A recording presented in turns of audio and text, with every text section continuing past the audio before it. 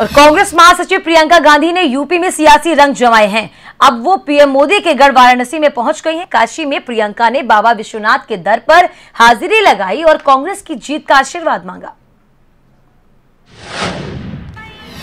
कांग्रेस महासचिव प्रियंका गांधी वाराणसी में बाबा विश्वनाथ की भक्ति में लीन हैं। विधि विधान से बाबा भोले की पूजा अर्चना कर रही हैं और भोलेनाथ से लोकसभा चुनाव में कांग्रेस की जीत का आशीर्वाद मांग रही हैं। इससे पहले काशी के दशाश्वमेध घाट पर प्रियंका गांधी ने मां गंगा की आरती की। इसके बाद मीडिया से मुखातिब हुई तो पीएम मोदी और बीजेपी पर बरस पड़ी। ये देखा है आपने? याद है ये क्या है? ये घोषणा पत्र है जो 2014 में बनारस के लिए बनाया गया था।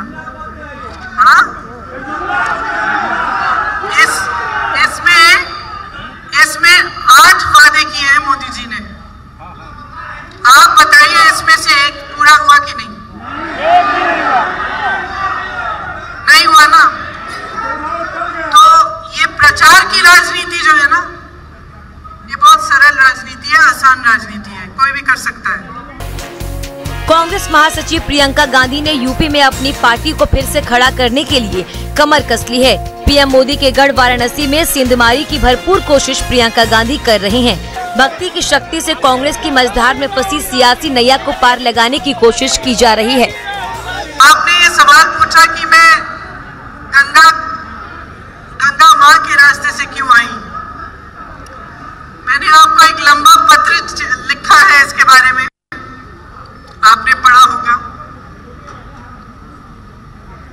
मुख्य रूप से मैं चाहती हूं कि उत्तर प्रदेश में एक नई राजनीति बने और एक ऐसी राजनीति बने जिसमें जनता का महत्व हो।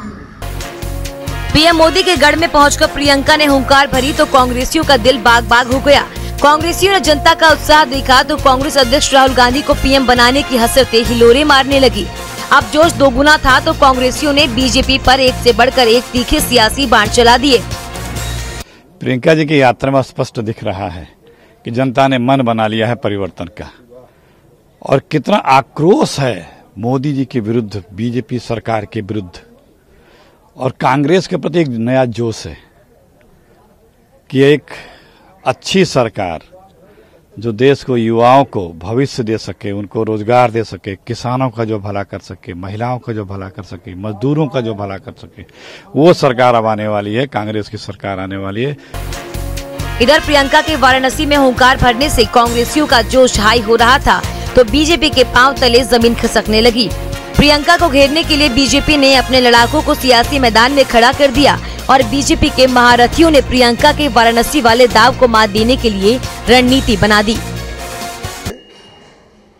अगर ग्राउंड रिपोर्ट उनको देखना है तो गांव में जाएं और ये देखें कि किस तरह से प्रधानमंत्री आवास को विस्तार दिया है योगी आदित्यनाथ जी ने, जो वहाँ के मुख्यमंत्री हैं।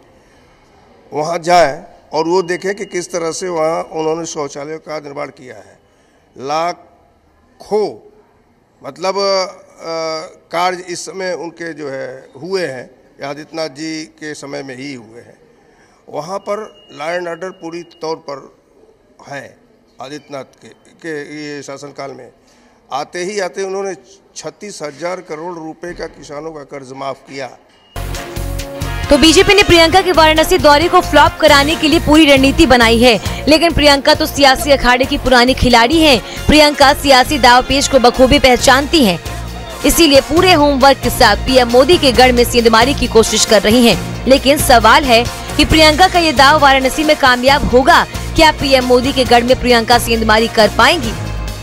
आशीष तिवारी के साथ मनीषा झा, नोएडा, हिंदी खबर।